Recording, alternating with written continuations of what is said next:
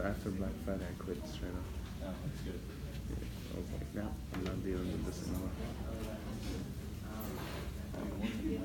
Huh? You don't work anymore. Nope. Good.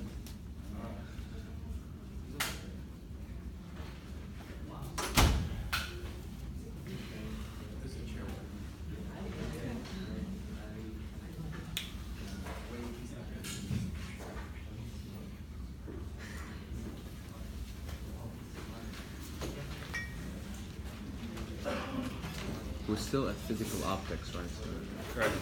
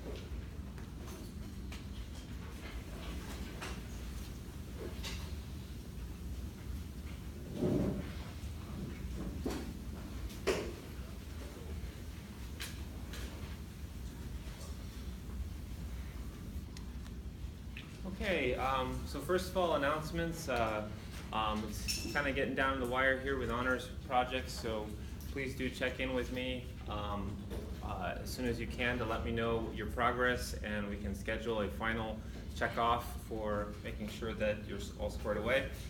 Also, I didn't have any of the student groups that usually approach me to do a review for the second exam, but I'm going to then take it upon myself to suggest one for the final. There's a very convenient spot where we can have a lecture final exam review, and that is the Friday before. The reason is that we normally have a lab period from 1 to 4, but we won't need the whole thing for the lab final, so I'm thinking that we can use the rest of it for a review. So that's obviously very conveniently timed for the people who would be in lab anyways on Friday afternoons, but for those of you that are on Wednesday lab students, I wanted to give you the heads up so that you could take a look at your schedules and hopefully get free. So that would be the Friday, the last day of classes. I forget the date, but it's a week from this Friday. And I think the lab final will take us to 2:45, so this would be 2:45 to 4 p.m. Final exam review. So just wanted to give you the heads up on that, and you can check your schedules. I'll ask again later this week to confirm that up, but that's what I'm looking to do. If that's helpful, I won't have anything prepared. It's just an opportunity for you to ask questions. That is 3 days before the final exam. So you have the weekend, and then the final exam will be the Monday following. Question? That's a week this Friday? Correct. Last day of classes. You know you have classes all next week still, right? Okay. Yeah. Any questions? Any other questions on that? Okay, so I'll ask you again about that next week. Just wanted to put that out there. That there is a question mark on there, so make sure that's confirmed before you go. So we're talking about two-slit interference. Let's recap what we've done so far. Here's the geometry: slit separation, distance from the slits to the screen. You can talk about observing what's going on in terms of theta or y. You got your two path lengths, L1 and L2. We, of course, are interested in the path difference. That's what makes the interference. And we took a series of two successive approximations, both for good reason. We'll validate them both today. The first approximation, that the slit to screen distance, L, far exceeds, often by a factor of 1,000,000 to 1, the slit separation. And that allows us to calculate the path difference very easily. It's d sine theta. And then the second approximation, we want to keep our region of interest to a small range of angles near the center of the screen. And that simplifies the geometry in relating the theta angular location to y, which is physical location along the screen. And we've gotten so far as to sketch the interference pattern as a function of y, so the bright spots and the dark spots, also known as constructive and destructive, and even finding formulas for where to find them. This is where the y values where you can find your constructives. These are the y values where you can find your destructive. They're based on the wavelength of light you're using, the slit to screen distance, the slit separation, and then you can just run a bunch of m values, which are integers. I guess I should remind you, any integer, positive or negative, will do. And this will give you a series of y values for both of these formulas, and they appear regularly like clockwork, and so it's not that interesting to catalog them as to which one corresponds to which m value. I want to take a look at the broader structure of the thing. It's extremely regular. In fact, if you look at the distance between any two constructive that are adjacent to each other, or the distance between any two destructive that are next to each other, you will get the same length. It's an extremely regular pattern, and at the end of last time I quantified that as the spread of the pattern, so delta y. So the spread of the pattern, well, technically that's the separation of any two adjacent like spots, so from the bright to the next bright over. So bright, when I say bright, I mean bright or constructive, okay? Or the destructive to the next destructive over. And because it's such a regular pattern, if you know the spacing between any two adjacent light spots, you know that the whole pattern is established. It's all very regular. So this is often a useful measure for how smushed together or how spread out the pattern is, okay? So let's take a look at this equation. And I want to make a comparison of sound versus light. This phenomenon that we're talking about, this two-source interference, can be done with sound or with light, but whether or not you observe it is a different story. So let's take a look at this equation just for argument for sound. I'm going to kind of think of it as two variables on the right-hand side, the wavelength, and then I'm going to group L over D together. That's why I put them in parentheses. So for sound, let's take a typical sound. I'll hit middle A on a piano, ding, 440 hertz. If you work out what is the wavelength is on the order of a couple meters, okay? So if we're talking roughly speaking, it's on the order of meters. So let's just say it's around 1 meter. Well, notice then that means that L over D can be on the order of 1 for us to get something around 1 meter of spread in the pattern, okay? So it's not very hard to get this pattern to get spread out with sound. The wavelengths of typical sounds, as you can hear, are pretty reasonable, and so you don't need some extreme value of L over D to get a reasonable spread in the sound pattern, okay? So let me give you a typical example where this would occur. The equivalent of two-slit interference for sound would be like having two speakers. So those, instead of two slits, you have two speakers, okay? And if you hook up your speakers correctly, your speakers are in phase, which means that if you play a tone out of your stereo speakers, you should be getting, when a crest comes out of one, a crest comes out of the other. If it doesn't, you hooked up your stereo speaker wires backwards on one of the speakers, okay? So, if you're a true audiophile and you like to get the best possible experience listening to your stereo, you make sure that you're seated somewhere equidistant from the two speakers. Is this something that people are aware of? Okay. So the reason why, of course, is that if a crest is coming out of both, a crest will still line up upon arrival. There's no path difference. They travel exactly the same amount of distance, right? So that's where you're going to get the most kind of crisp sound because you're equidistant from the speakers.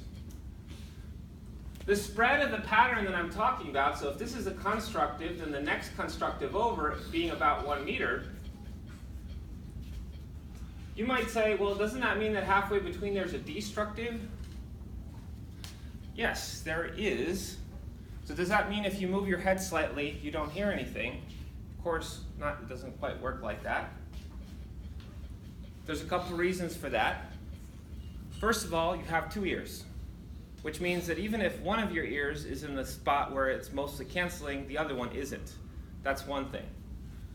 Two, some sound reflects off the walls of the room. It's not direct, right? That's another thing.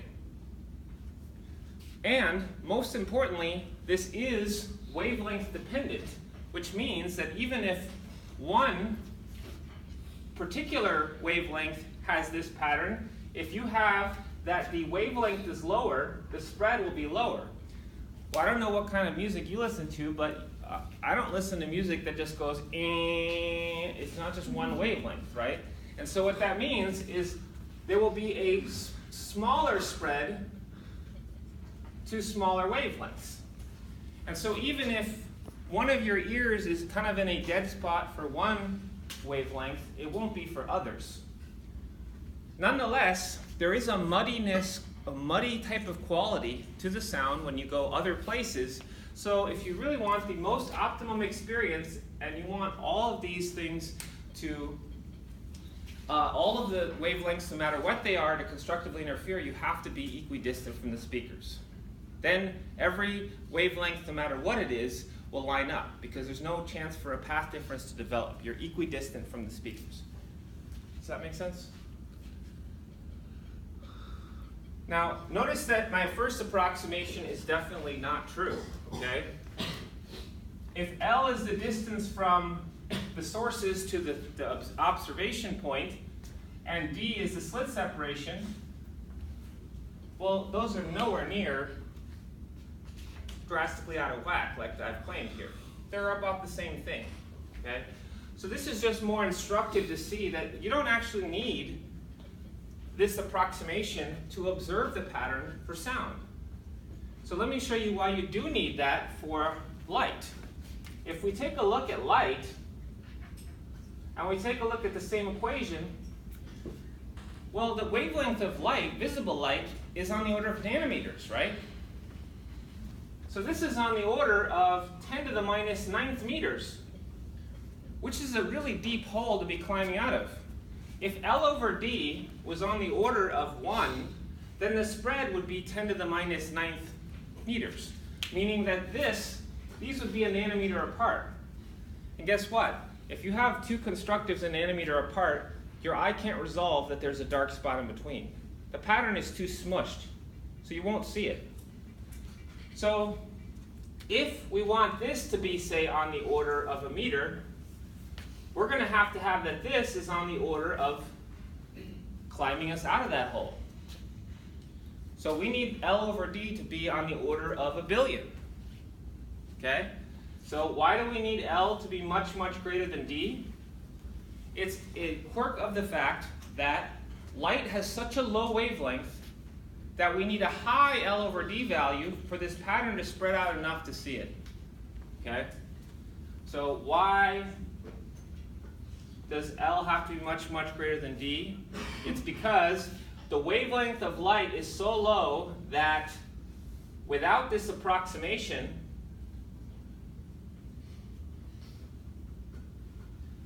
delta Y would be too small to see the pattern.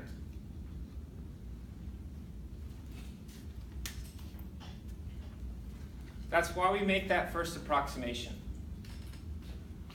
Why do we have that L has to be much, much greater than D? I showed you this pattern on the back wall.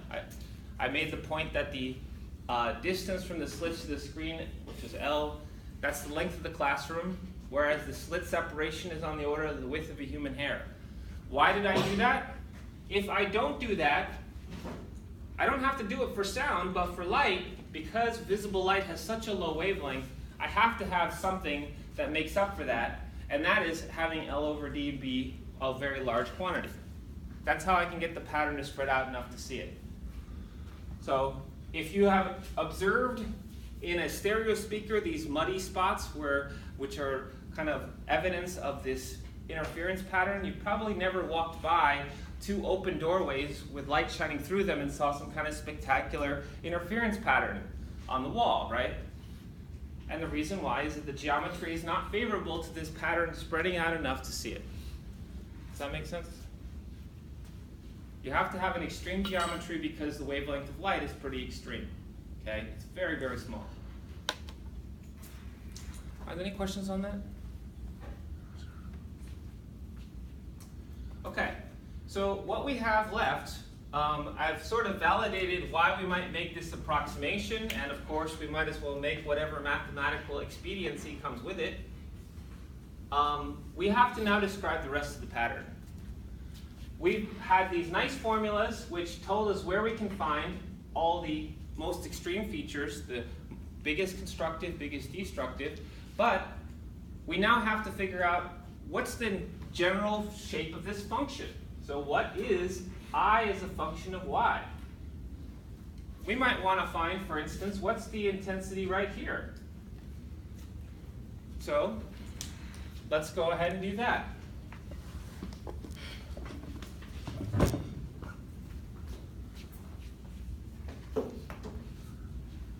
Now, this is not the first time we've done this exact interference before. In fact, it was the very first interference that we did in our study of wave interference. Think about what we have. We have two waves arriving here. They're traveling in the same direction. They have the same wavelength. They have the same amplitude. The only thing that's different about them is a phase offset that develops because one travels slightly longer than the other. Okay? So, what do we have? Our wave interference is same direction, same wavelength, same amplitude. The only difference between the two is the phase offset. So, let me remind you what our answer was. A prime was equal to,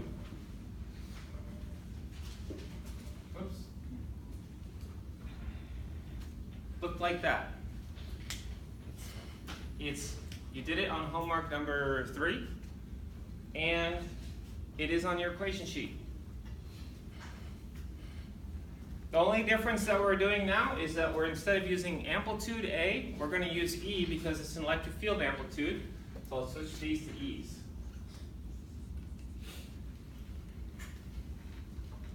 So let me remind you of the character of the answer. E prime, that is the resultant amplitude, can range anything from 0, if the two waves totally kill each other, to 2 times the individual amplitude at most. We sometimes call this the maximum amplitude possible. So remember what we do. If we write prime, it's the resultant wave, and if we so E is the individual wave. Okay. So we're basically saying we have E amplitude coming out of each one, and we're asking what is the resultant amplitude over here. Okay. We are going to neglect the fact that the amplitude will generally drop with distance to the screen. That makes our lives too complicated for the moment, so we're going to neglect that the amplitude decreases with distance.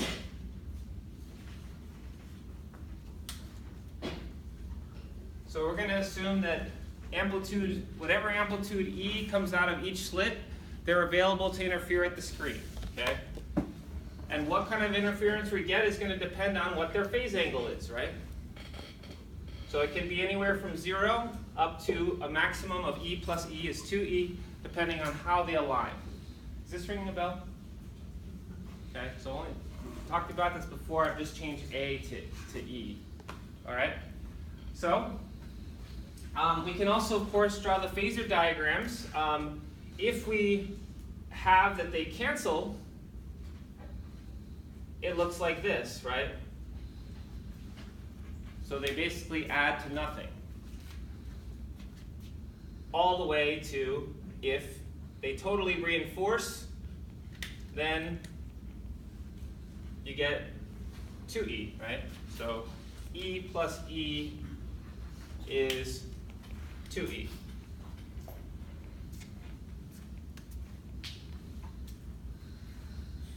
By the way, I don't really particularly care about the projection. You may be wondering, my projection there onto the y-axis is 0. All I really care about is the amplitude. And so the amplitude, of course, is the length of the net phasor. So yes, if I unfreeze time, it'll rotate, and sometimes it'll make a projection that's maximum or minimum or whatever. But the main reason why I only care about the length of the phasor is that the intensity, which is what I actually observe, is just proportional to the square of the amplitude. So what happens basically is that your eye averages over the waves that arrive, and whether it sees a bright spot or a dark spot is indicative of the maximum amplitude that ever arrives. There's no flickering. Your eye averages over the flickering, so the fact that the projections make different values at different times doesn't really matter. We're just looking for the overall amplitude that arrives at that spot. So what is the largest amplitude that ever arrives? So that right there, that is our amplitude, and let's just get right on to the intensity. The intensity, since it's proportional to the amplitude squared, we can write it like this.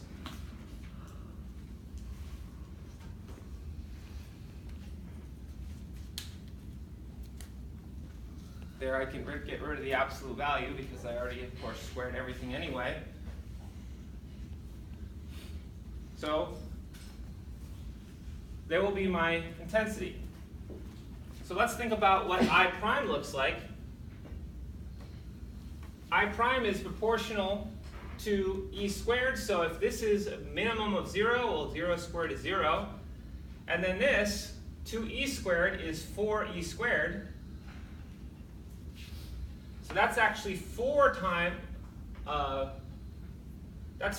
times something that's proportional to the original intensity.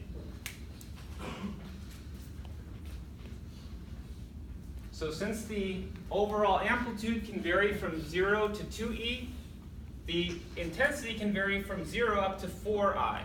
Okay?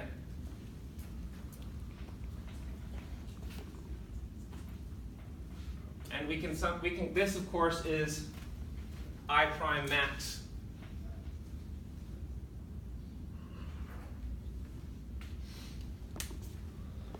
Now if you think that's getting something for nothing, that we have that the bright spots are 4 times the intensity of the individual ones, I'll resolve that for you in just a second.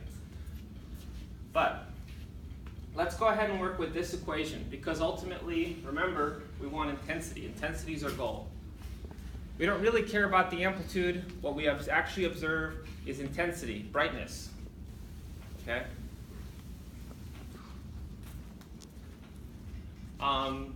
Okay.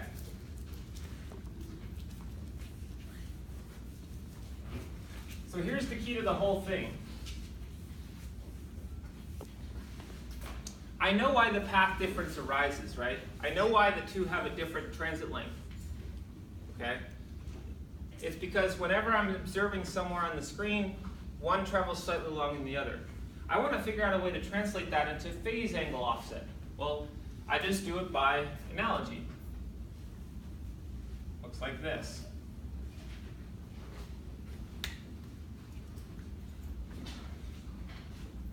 So whatever the path difference is as a fraction of wavelength, the phase offset will be as a fraction of 2 pi. So we talked about that there's different languages to describe how much a wave is offset. For instance, if there is no path difference, right, then there is no phase offset, right? If the two travel exactly the same length to get to the screen, then they will line up. There is no phase angle, right?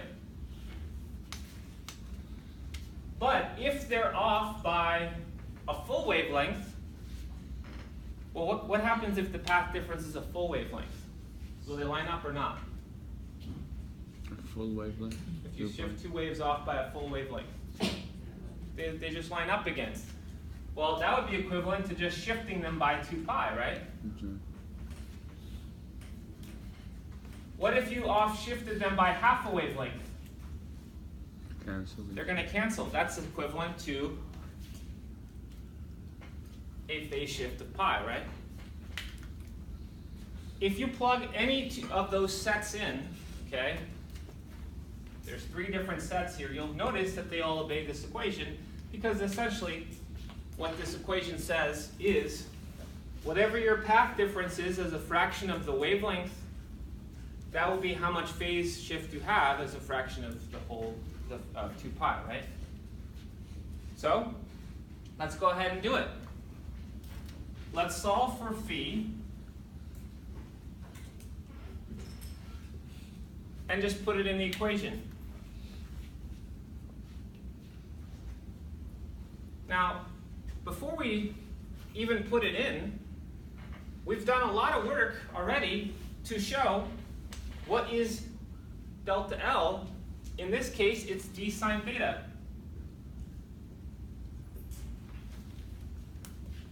So, let me write down I prime equals I prime max cosine squared, and then I'm going to put in all that junk as my phase offset. So 2 pi d sine theta over lambda divided by 2.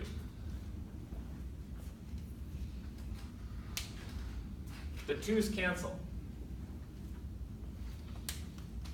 So what do I have right now? What I've just found is what is my intensity that I see on the screen as a function of theta. It's an ugly function. Yes, it's a sine inside of a cosine squared, but it is a function.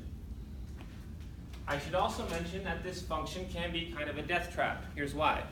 Okay? If someone asks you, for instance, at say 4 degrees, what is the intensity as a fraction of the total intensity? You put in 4 degrees here, you take the sine of it with your calculator in degrees mode, and then you switch your calculator to radians mode, because to take the cosine squared, you need this is in terms of pi. So you literally need to switch the mode of your calculator in the middle of the calculation. So that's why this is danger, okay, skull and crossbones. Okay, I'm not going to use it like that. My ultimate interest is in I as a function of y.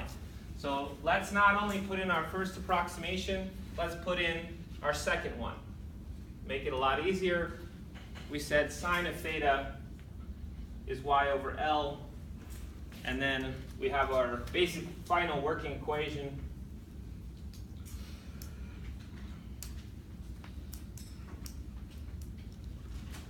So this is going to give us pi d y over L lambda.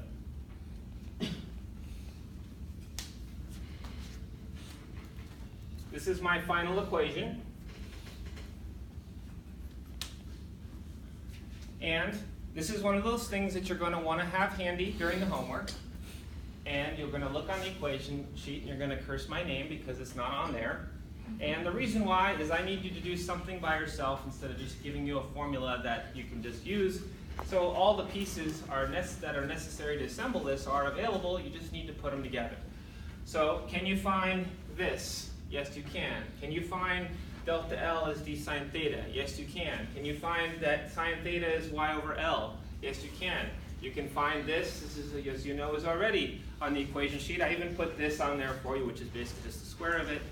So this is one of those things where it's a very narrow path in the forest. I can't ask you to go too far out in the limb by yourself. I can just ask you to assemble these various pieces.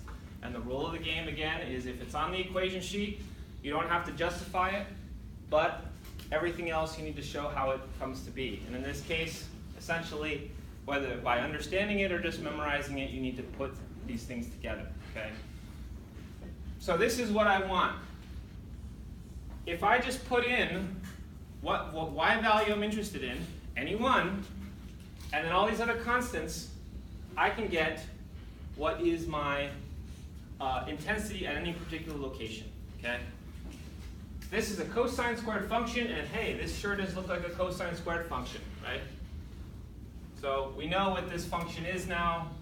It's blah, blah, blah, blah, cosine squared, blah, blah, blah, y, okay? Question? In real life situation, this is gonna be like the distance where the light is. I'm standing here and observing here, and the light is actually there, hitting there. Yeah. So this is along the screen. So okay. Physical distance along the screen. That's right. So this is actually the master equation for the two-slit. It tells you what's going on at any particular location you would like.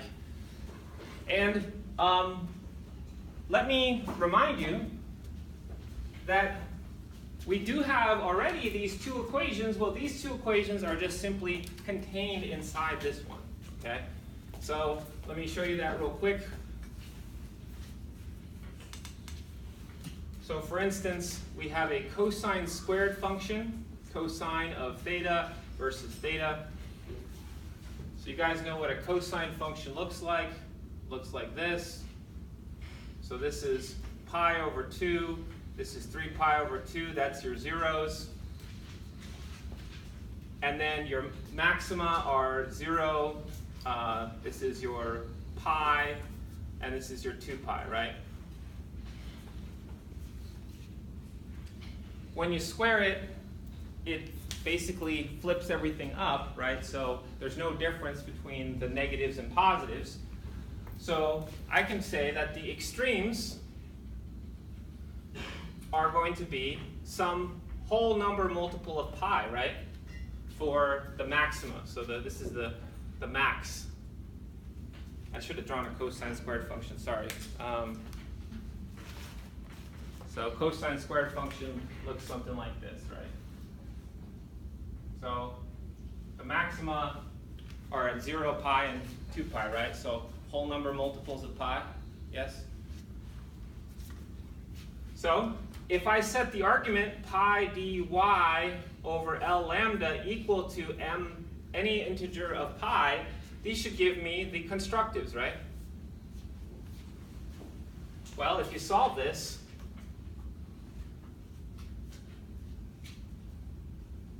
we get our constructive formula back, right? It's in there. Same as before. So our formula that we had before for where to find the constructives and destructives were just the where the cosine squared function went to 0 or went to a maximum value. Okay? So this really is the master equation. Okay? Does that make sense? Sort of? All right, well, take your stony silence as enthusiastic agreement that you understand what I'm talking about. So you can use this function for any point. Let's do another example point that is not a point where everything goes perfectly and lines up, or something that goes perfectly wrong, so to speak, and everything cancels. Let's try another one. For instance, so we already learned that 0 is the constructive, and then the very first destructive, this is 1/2 lambda L over D, okay? So just out of curiosity, let's make sure we can find something that's somewhere in between. Let's not go halfway in between. Let's go to basically, this will be, let's do 1/8 lambda L over D. So that's basically 1/4 of the way from the first constructive at the center of the screen to the first destructive, okay? So let me draw that a little bit bigger because maybe some people in the back can't see it. So let me zoom here. So this is 0, that's where my first constructive is. My first destructive is at 1/2 lambda L over D. And I'm not going to go here, I'm going to go right here. So 1/8 lambda L over D. you have problems like this on the homework, so I just want to make sure that you can do them.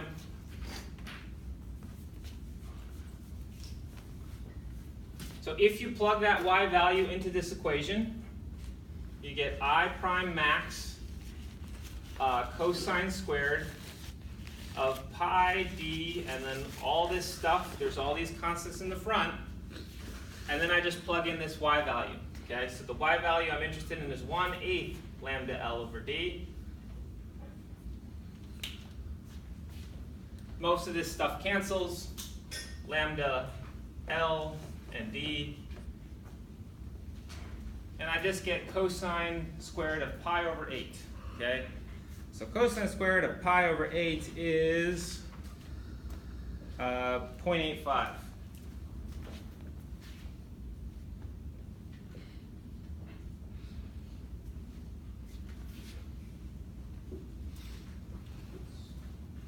So what do we find? We find we're in a spot at this point where the intensity is no longer 100%, but it is 85% of what it could be. So notice here I've gone 25% of the way from the constructive to destructive, but it's not a linear function, so the intensity has not dropped by that much, right? It's a cosine squared function. So even though I've gone 25% of the way from my constructive to my destructive along the y distance along the screen, the intensity has only dropped by 15%, okay? Does that sort of make sense? So you can plug in any value you want, okay? You can plug in any y value and they'll tell you what's going on. The other thing I should resolve is this. What's up with the intensity going from 0 to 4i? So what we have is the intensity can go anywhere from 0 up to a maximum of 4 times the individual amplitude or individual intensity. Seems like I'm getting something for nothing. Well, keep in mind that sometimes the intensity is as great as 4 times the individual light coming from the slits, but sometimes it's 0. In fact, the average of this, I av across the whole screen, is 2i. So we're fine. This light has such and such an intensity. This light has such and such an intensity. And on average on the screen, it's 2i. So we haven't created energy. What we've done is we've made the energy bunch up. So it's like taking a sandbox that has a certain amount of sand in it. We dig holes in some places, and then we pile the sand in other places. So the average intensity on the screen is 2i, but sometimes it's piled up as big as 4i, but it has to make up for it in other places, right? The energy has to all be accounted for. That sort of makes sense?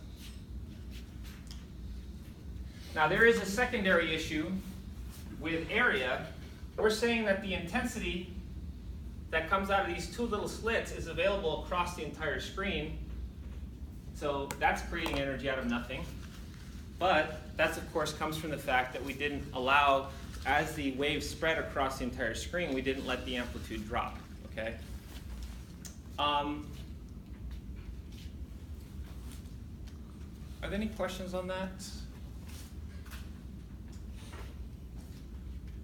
Okay, so that should take care of you guys for all the 2-slit interference problems. The next thing we need to do, believe it or not, it gets even more complicated. We need to do, instead of just 2 slits, we need to do many different sources. Now, ironically, all we need to have to do many different sources, we actually go down to just 1 slit. But that 1 slit will have finite width, which means that we'll have waves coming from all different parts of it. So this, let's see what we can do on this today.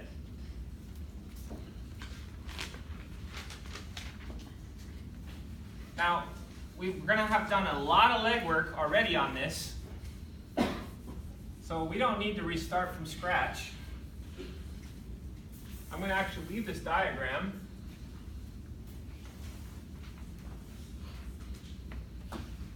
And the only difference, so this is called single slit diffraction.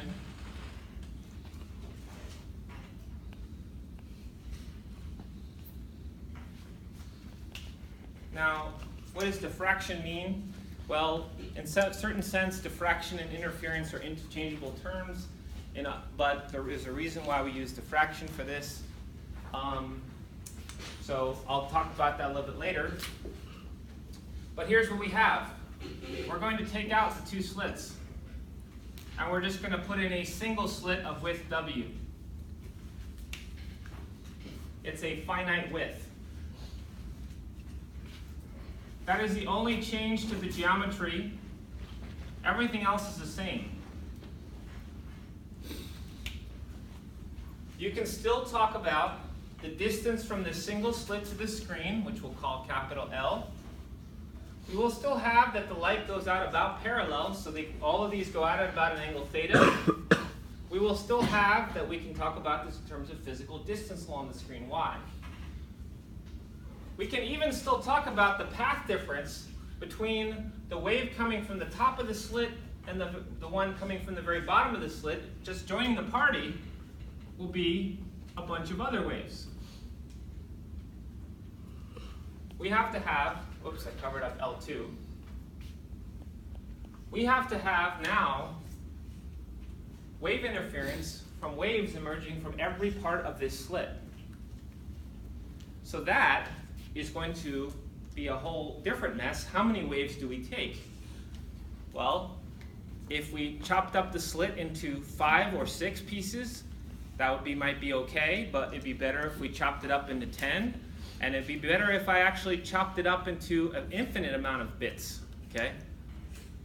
So essentially what we have here is wave interference from an infinite number of waves that are coming from all different parts of this slit.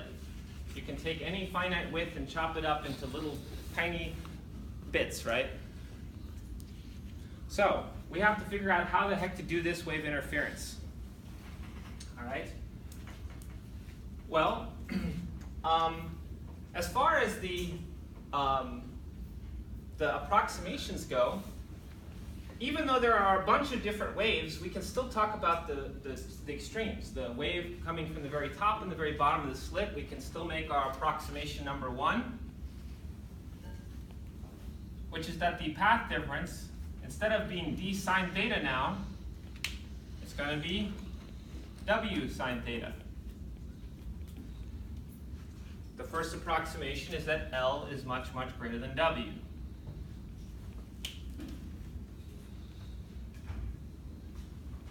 And we can still make our second approximation, which is small angles, and sine of theta is approximately tan of theta, which is approximately y over L. So that stuff is all the same, and again, I will validate that those approximations are necessary. But we have to figure out how the heck to treat the fact that there aren't really just two waves. These are the two waves coming from as far apart as possible, but there are many, many others, okay? I guess just for starters, let me show you the pattern itself, okay?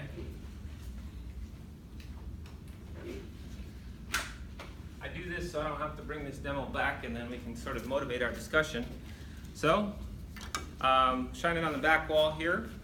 Let me not shine an eye there. Okay, here is the laser pointer just by itself, and let me find myself a nice single slit here to shine it through. And there is the pattern. So we're going to learn what these all these features are, but here's what I want to point out. You have this very bright and very wide feature in the middle, and then you see it dies off completely, and then it makes a sort of secondary comeback, right? So these secondary peaks that are sort of there, you can sort of see them.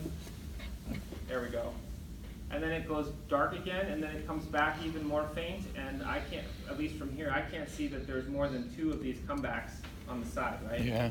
Maybe if you're right next to it, there's 1, and then there should be another 1, and then I can't see any more after that. Okay? Now, let me show you the double slit pattern again so we can compare and contrast. So there's the double slit pattern. Now in the middle, you can see the very clockwork bright, dark, bright, dark, bright, dark, right? But you can see the signature of the single slit pattern on that too. Notice that it fades out and comes back a little bit, and fades out, comes back even less. You see that? So that means, you might wonder, why do you see that on the double slit pattern too? Well, of course, you can't have 2 slits without each slit itself having a finite width, right? And so we're kind of doing this in a weird order. We're doing the double slit ideal. That's what we've done. And by ideal, we mean that each slit is infinitely narrow. Well, that of course is impossible to achieve. So the next thing we're going to do here is the single slit. And then, really, we're going to combine both of these to understand what we actually just observed there is it's going to be a double slit, which is a real double slit that you can actually achieve in the real world, which is that each slit itself has a finite width.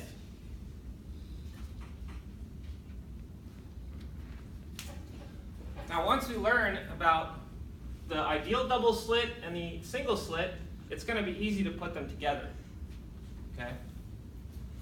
But I wanted to point out to you there that even in the double slit pattern, if you know what you're looking for, you can see the single slit effects.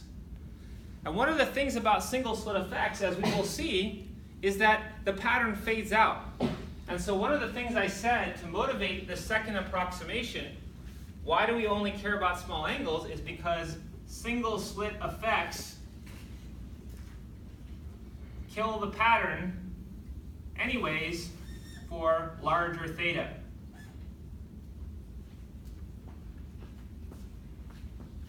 That's why we made that approximation even when we were working on the ideal double slit, because we were kind of thinking ahead that really what we actually observe are real double slits. Okay?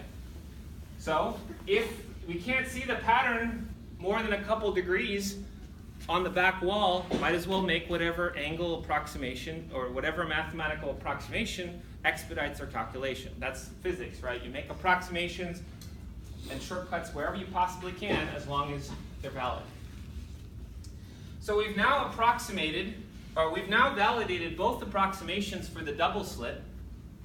Really, the second approximation is only valid for a real double slit, but that's all we really ever observe. Now we have to learn the details of what is going on with the single slit interference. It's going to be a more complicated proposition because we have many different ways to keep track of. Okay? Now, there was one technique that we used in the earlier part of the course, and this is basically your go-to if you have 3 or more waves. What do you use? Superposition, specifically what kind? What technique do you use? What did you do every time I gave you a 3-wave superposition problem to do? Phasers. Phasers, that's right. And here we have to use phasers. There's just no way to do it without, okay? So if we're going to figure out how all these different things work, we're going to have to use phasers. So let's see what we can do.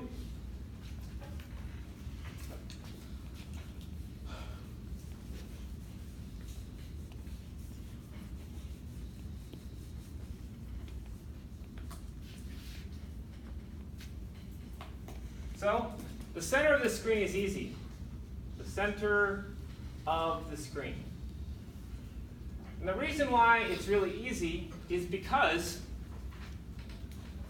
everything lines up there. Remember that the geometry really looks like this. There's a very narrow slit very far away, so we have basically a bunch of waves coming from the same place, never having any chance to develop an offset. And I'm going to draw it like this. So I have a bunch of little waves, right? I'm chopping up the slit into a bunch of little waves that all contribute. But they're all going to have no phase offset, right? So this right here would represent E prime max. There's no phase offset from beginning to end. Well, what about other places? Okay, so let's say away from the center of the screen. What does it look like? It looks like this. Now we have a bunch of waves traveling over there. Once again, we can say they basically all go out parallel, so that'll be angle theta. But there will have a chance to develop a phase offset. I can go ahead and drop in my perpendicular, just like I did last time. So what you see is that if you get a crest of this one, then this one is a little offset from that, is a little offset from that, a little offset from that, right? So if I have all these different waves interfering, they're going to gradually go out of sync, right? That sort of makes sense? Okay. And we can also talk about the overall, if we call this has a phase angle of nothing, then this one I'll call a phase angle, we used to call it phi, it's the last one. So the phase offset generally goes from 0 down to phi, but I'm going to call it something different here. I'm going to rename it beta. Okay? So I'm going to rename the phase offset beta. There's a reason for this, and that reason is up on the board already. When I do a real double slit, I'm going to have to talk about both of these together, and so I want to say phi for the double slit, and I want to use beta for the single slit. Okay? So what does that look like? It looks like this. The phasor diagram looks like this. So each of the little waves contributing gradually goes out of sync until the last one has a phase shift of beta from the first one. So this right here, connecting the tail of the first to the head of the last, that will be the amplitude of my resultant. And notice here that in the limit that I chop the slit up into a bunch of different pieces, this becomes a curve. So I'm going to have to analyze this to find what E prime is. I'm going to have to analyze this as an arc length.